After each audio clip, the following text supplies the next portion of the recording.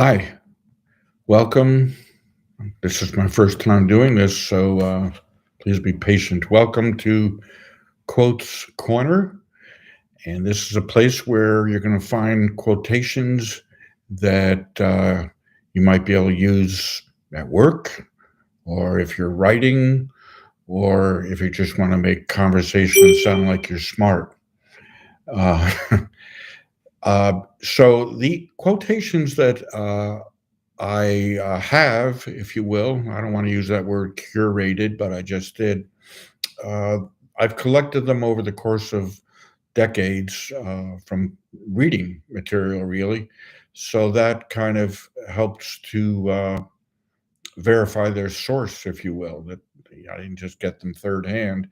What I do is I dog ear or have dog eared a page of a book, and I go back and I easily can find that.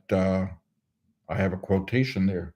In fact, I came up with a book called, I don't know if you can read it, maybe it's reversed, but it's the dog eared book of dog eared quotations, which is a compilation of uh, 30, 40 or more years of quotations.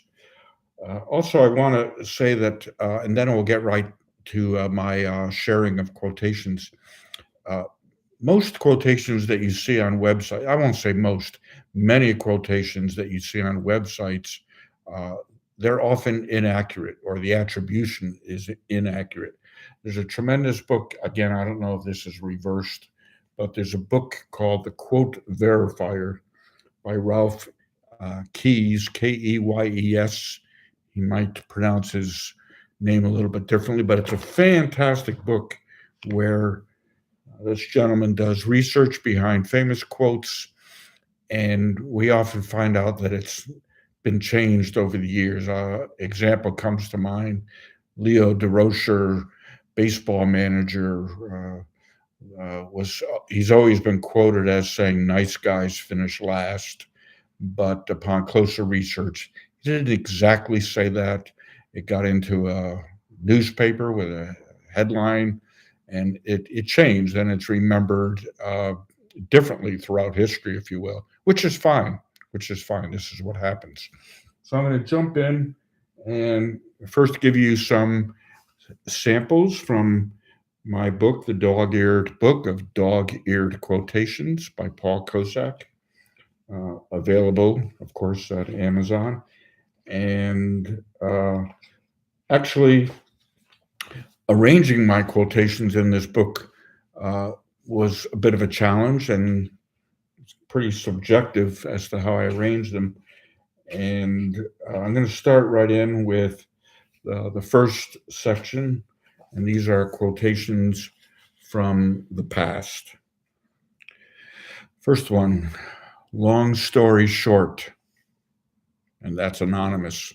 We've heard that. Of course, when we hear it, long story short, it's usually too late. Memory is a landscape watched from the window of a moving train. And that's by Jose Eduardo Agualusa from the Book of Chameleons. For once a thing is known, it can never be unknown. It can only be forgotten. Anita Bruckner, Look at Me. Memory's oldest trick is convincing us of its accuracy. Life Enger, Virgil Wander. Memory is a long and bendy, memory is long and bendy, a red line that curves around the globe instead of cutting through the center. Cynthia Dewey Oka. Fire is not a country. Forgive me if I'm pronouncing any of these names wrong. In the next world, we will all dwell together in the memory of our memories. Nicole Krauss, Great House. No man is rich enough to buy back his past. Oscar Wilde. There is a useless rage in returning to the past. Michael Burkhardt, The Summer After Last. The past is so clear to her that she could paint it. Dominic Smith, The Last Painting of Sarah DeVos. Sometimes we cannot make a synthesis of the past, and there comes a time when we have to forgive what we can, when it is better to forget what cannot be forgiven. William Broderick, The Sixth Lamentation. He carries the past around like a bottle of antacids in his pocket. Dominic Smith again, from The Last Painting of Sarah DeVos. What we forget we never were. Bob Hickok, documenting a decision. I have already lost touch with a couple of people I used to be. Joan Didion. Her memory recalled in solitude, tended reverently like a well kept grave. Stuart Onan, City of Secrets. Just about anything looks better from a distance. Haruki Murakami, Wind, Pinball. And we're going to stop after two more for this episode. Enjoy, emote, repeat, remember. There are worse designs for living. Adam Gopnik in The New Yorker.